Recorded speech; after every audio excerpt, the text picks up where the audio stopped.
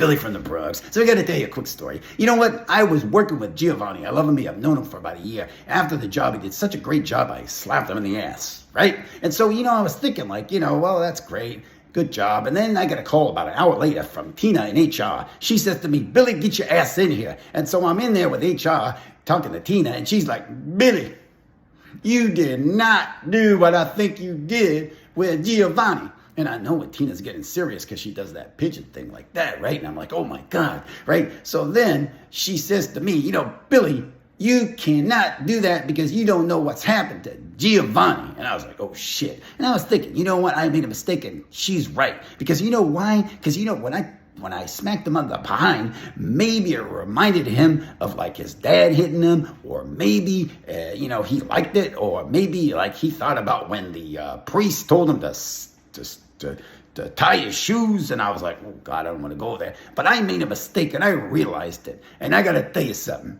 You know what? Tina was great because she said, Billy, I'm going to give you a verbal warning. A verbal, right? And I was like, oh God, I love you, Tina. I'm so sorry. I'll never do it again. And then while I'm leaving, Tina smacks me in the ass, and I loved it. And that's Billy from the Bronx.